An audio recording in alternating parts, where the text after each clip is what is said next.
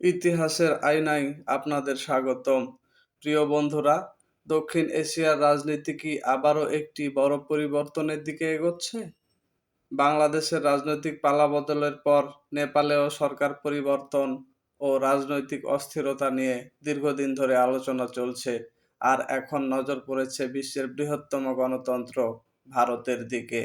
গত কয়েক সপ্তাহ ধরে দিল্লি সহ ভারতের বিভিন্ন শহরে হাজার হাজার ছাত্র, চাকরি প্রার্থী এবং তরুণরা রাস্তায় নেমেছেন। কোথাও বিক্ষোভ, কোথাও পুলিশের সাথে সংঘর্ষ, আবার কোথাও সংসদের ভেতরে বিরোধী দলের তুমুল প্রতিবাদ। সামাজিক মাধ্যমে অনেকেই বলতে শুরু করেছেন, মোদী সরকারের পতন কি এখন শুধু সময়ের অপেক্ষা? কিন্তু এই প্রশ্নের উত্তর কি সত্যি এত সহজ? আসলে কি ঘটতে যাচ্ছে ভারতে? এই আন্দোলনের পেছনে কি শুধু প্রশ্ন ফাঁসের ক্ষোভ, নাকি এর পেছনে রয়েছে আরো গভীর অর্থনৈতিক, সামাজিক এবং রাজনৈতিক বাস্তবতা? আর সবচেয়ে গুরুত্বপূর্ণ প্রশ্ন হলো, বর্তমান পরিস্থিতি কি সত্যি ভারতের কেন্দ্রীয় সরকারের জন্য বড় কোনো হুমকি তৈরি করছে কিনা? আজকের ভিডিওতে আমরা কোনো গুজব নয়, কোনো রাজনৈতিক প্রচারণাও নয়, বরং আন্তর্জাতিক গণমাধ্যম, সরকারি তথ্য এবং রাজনৈতিক বাস্তবতার আলোকে পুরো বিষয়টি বিশ্লেষণ করব। তাই ভিডিওটি শেষ পর্যন্ত দেখুন, কারণ শেষের অংশে আমরা জানব মোদী সরকার কি সত্যি বিপদের মুখে, নাকি সামাজিক মাধ্যমে ছড়িয়ে পড়া অনেক তথ্য বাস্তবতার চেয়ে অনেক বেশি অতিরঞ্জিত। ভারত শুধু দক্ষিণ এশিয়ার নয়, বিশ্বের অন্যতম গুরুত্বপূর্ণ রাষ্ট্র। প্রায় 140 কোটিরও বেশি মানুষের এই দেশ বিশ্বের সবচেয়ে বড় গণতন্ত্র হিসাবে পরিচিত। এখানে প্রতি বছর লাখ লাখ তরুণ সরকারি চাকরির জন্য প্রতিযোগিতা করেন। ভারতের একটি সরকারি চাকরি মানে শুধু মাসিক বেতন নয়, একটি সামাজিক মর্যাদা, পরিবারের নিরাপত্তা এবং একটি স্থায়ী ভবিষ্যতের প্রতীক। এ কারণেই সরকারি চাকরির পরীক্ষাগুলোকে কেন্দ্র করে ভারতের তরুণদের আগ্রহ অত্যন্ত বেশি। কিন্তু গত কয়েক বছরে বারবার সামনে এসেছে একটি উদ্বেগজনক অভিযোগ: বিভিন্ন সরকারি নিয়োগ পরীক্ষা এবং প্রবেশিকা পরীক্ষায় প্রশ্ন ফাঁস, পরীক্ষা বাতিল, নিয়োগে বিলম্ব এবং অনিয়মের অভিযোগ। আর তারপর যদি পরীক্ষাটি প্রশ্ন ফাঁসের কারণে বাতিল হয়ে যায়, তখন ক্ষোভ তৈরি হওয়াটা খুবই স্বাভাবিক। এই ক্ষোভ ধীরে ধীরে সংগঠিত আন্দোলনের রূপ নিতে শুরু করেছে। সম্প্রতি ভারতের বিভিন্ন অঞ্চলে শিক্ষার্থী ও চাকরি প্রার্থীরা একাধিক বিক্ষোভ কর্মসূচি পালন করছেন। তাদের মূল দাবিগুলোর মধ্যে রয়েছে সরকারি নিয়োগ পরীক্ষায় স্বচ্ছতা নিশ্চিত করা, প্রশ্ন ফাঁসের সঙ্গে জড়িতদের বিরুদ্ধে কঠোর ব্যবস্থা নেওয়া এবং দীর্ঘদিন ধরে ঝুলে থাকা নিয়োগ প্রক্রিয়া দ্রুত সম্পন্ন করা। অন্যদিকে বিরোধী রাজনৈতিক দলগুলো এই ইস্যুকে গুরুত্ব দিয়ে সংসদে বিষয়টি তুলেছে। তাদের অভিযোগ, এটি শুধুমাত্র কয়েকটি পরীক্ষার সমস্যা নয়, বরং এটি প্রশাসনিক জবাবদিহি এবং যুব সমাজের ভবিষ্যতের সঙ্গে সম্পর্কিত একটি বড় জাতীয় প্রশ্ন। তবে এখানেই একটি বিষয় পরিষ্কার করে বলা জরুরি: বর্তমান পর্যন্ত কোনো নির্ভরযোগ্য আন্তর্জাতিক গণমাধ্যম বা সাংবিধানিক প্রতিষ্ঠান এমন দাবি করেনি যে এই আন্দোলনের কারণে মোদী সরকারের পতন অনিবার্য বা আসন্ন। হ্যাঁ, সরকার রাজনৈতিক চাপের মুখে রয়েছে। বিরোধীরা এই ইস্যুতে সরকারের সমালোচনা করছে, কিন্তু রাজনৈতিক চাপ এবং সরকার পতন এই দুইটি বিষয় এক নয়। এই পার্থক্যটি বোঝা অত্যন্ত গুরুত্বপূর্ণ, কারণ সামাজিক মাধ্যমে অনেক সময় বাস্তব ঘটনার সঙ্গে অতিরঞ্জিত দাবি মিশে যায়। আর সে কারণেই আজকের পুরো ভিডিওতে আমরা প্রতিটি তথ্য যাচাই করে উপস্থাপন করব। প্রিয় বন্ধুরা, আরেকটি বিষয় ক্লিয়ার করা দরকার: আমাদের আজকের ভিডিও শুধুমাত্র নির্ভরযোগ্য তথ্যের ভিত্তিতে অনুমান মাত্র। যে কোনো ঘটনা যে কোনো মুহূর্তে ঘটতে পারে। আপনি কি বুকে হাত দিয়ে বলতে পারবেন 4 আগস্টে কি কখনো কল্পনা করেছিলেন যে আগামীকাল 5 আগস্ট আওয়ামী লীগ সরকারের পতন হতে যাচ্ছে? তারপরেও ভারত এবং বাংলাদেশের সিস্টেম সম্পূর্ণ ভিন্ন। সেটা জানার জন্য আপনাকে অবশ্যই পুরো ভিডিওটি মনোযোগ সহকারে দেখতে হবে। প্রশ্ন হলো, ভারতের মতো একটি দেশ যেখানে প্রতি বছর কোটি কোটি শিক্ষার্থী বিভিন্ন প্রতিযোগিতামূলক পরীক্ষায় অংশ নেয়, সেখানে কেন এই আন্দোলন এত দ্রুত জাতীয় ইস্যু হয়ে উঠল? এর উত্তর খুঁজতে হলে আমাদের ফিরে যেতে হবে সম্প্রতি ঘটনাগুলোর দিকে। এবছর ভারতের অন্যতম গুরুত্বপূর্ণ মেডিকেল ভর্তি পরীক্ষায় প্রশ্নপত্র ফাঁসের অভিযোগ সামনে আসে। এই পরীক্ষায় অংশ নিয়েছিল প্রায় 20 লাখেরও বেশি শিক্ষার্থী। অভিযোগ ওঠে পরীক্ষার আগেই প্রশ্নপত্র অবৈধভাবে ছড়িয়ে পড়েছিল। এরপর তদন্ত শুরু হয়, কয়েকজনকে গ্রেফতার করা হয় এবং পুনঃপরীক্ষা সহ বিভিন্ন প্রশাসনিক পদক্ষেপ নেওয়া হয়। কিন্তু ততক্ষণে লাখো শিক্ষার্থীর মধ্যে অনিশ্চয়তা ও ক্ষোভ তৈরি হয়ে গেছে।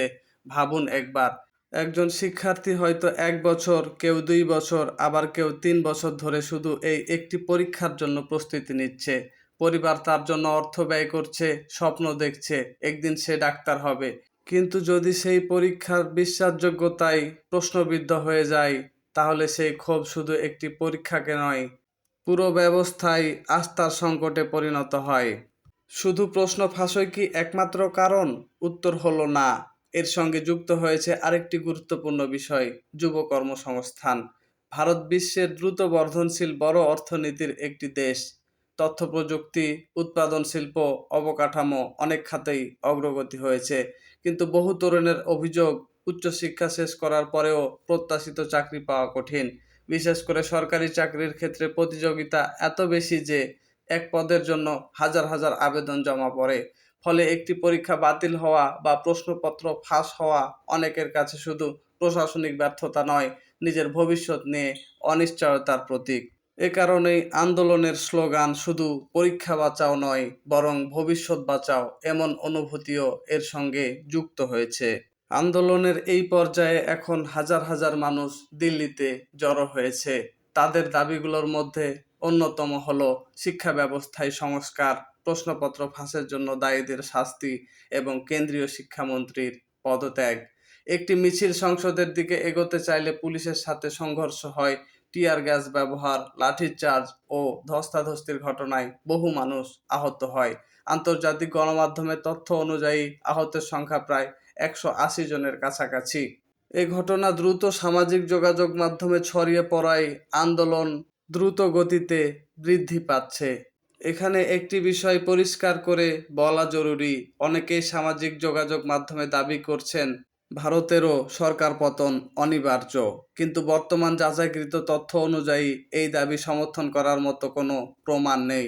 যা নিশ্চিতভাবে বলা যায় তা হলো, এই আন্দোলন প্রধানমন্ত্রী নরেন্দ্র মোদীর তৃতীয় মেয়াদের জন্য একটি গুরুত্বপূর্ণ রাজনৈতিক চ্যালেঞ্জ হয়ে উঠেছে। কিন্তু রাজনৈতিক চ্যালেঞ্জ আর সরকার পতন এক বিষয় নয়। এই পার্থক্য বোঝা খুবই গুরুত্বপূর্ণ।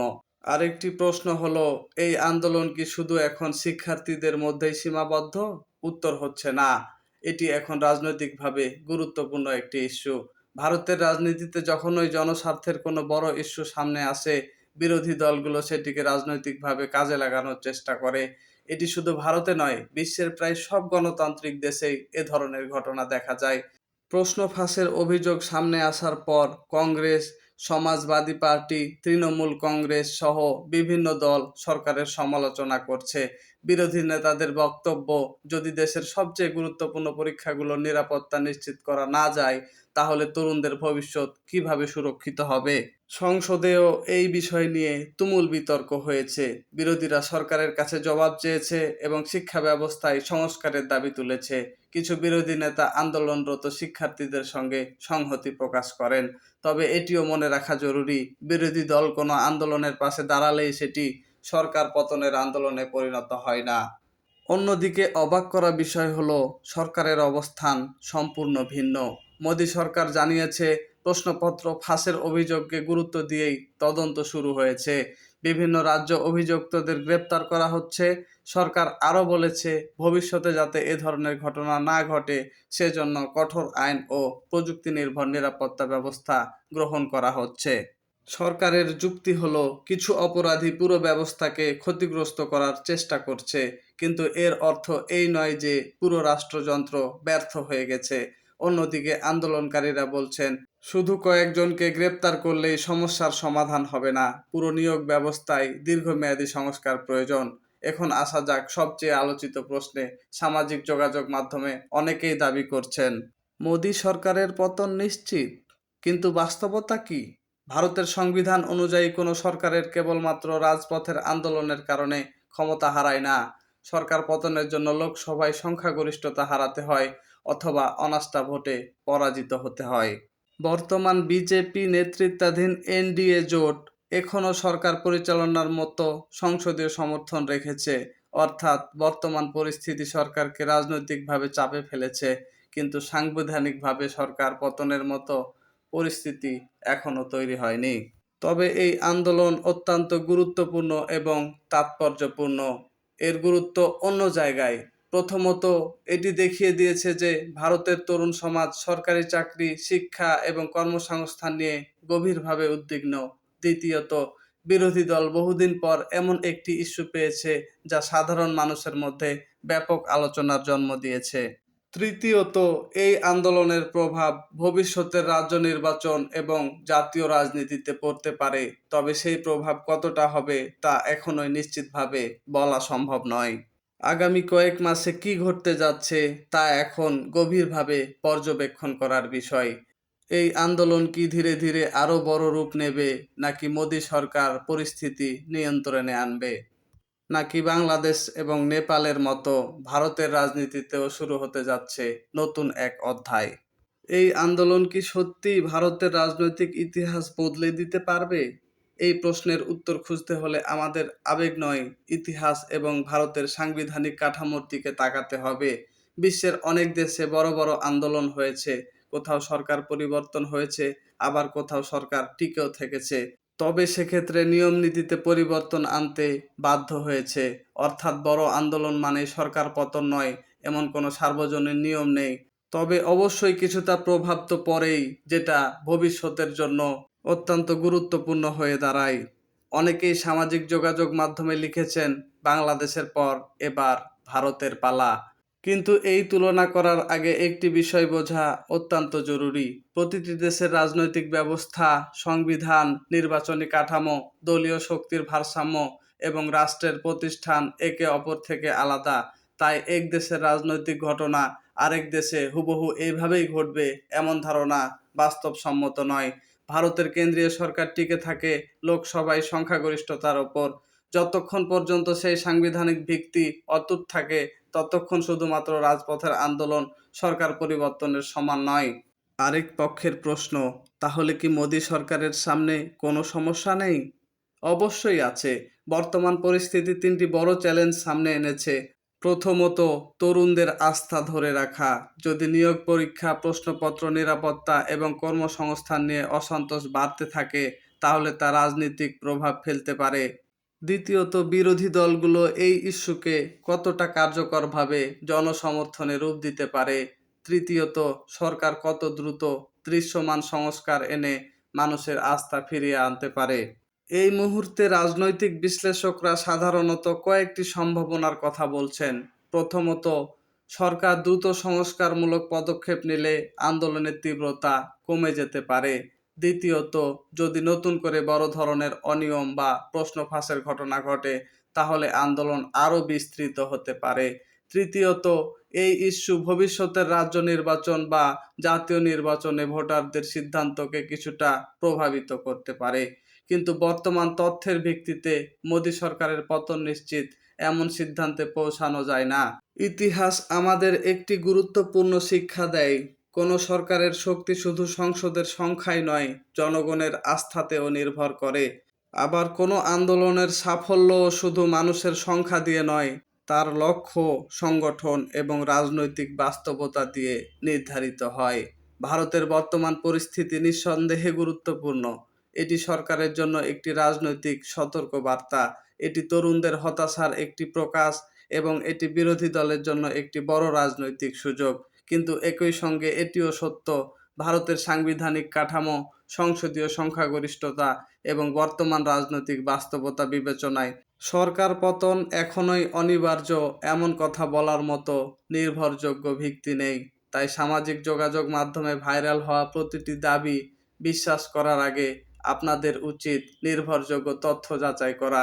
কারণ গণতন্ত্রে মতভেদ থাকতে পারে, আন্দোলন হতে পারে, সরকার সমালোচিত হতে পারে, কিন্তু বিশ্লেষণ সবসময় তথ্যের ওপর দাঁড়ানো উচিত, গুজবের ওপর নয়। আজকের ভিডিওতে আমরা সেভাবেই ব্যাখ্যা করার চেষ্টা করেছি। আপনার কি মনে হয়, ভারতের বর্তমান আন্দোলন কি শুধুমাত্র ছাত্র যুব অসন্তোষ, নাকি এটি ভবিষ্যতের রাজনীতিতে বড় প্রভাব ফেলবে? আপনার মতামত অবশ্যই কমেন্টে জানান। ভিডিওটি তথ্যবহুল মনে হলে একটি লাইক দিন, বন্ধুদের সঙ্গে শেয়ার করুন এবং ইতিহাসের আয়না চ্যানেলটি সাবস্ক্রাইব করতে ভুলবেন না। আমি আবারও ফিরে আসব ইতিহাস, ভূরাজনীতি এবং সমসাময়িক বিশ্ব নিয়ে নতুন কোনো ভিডিওতে।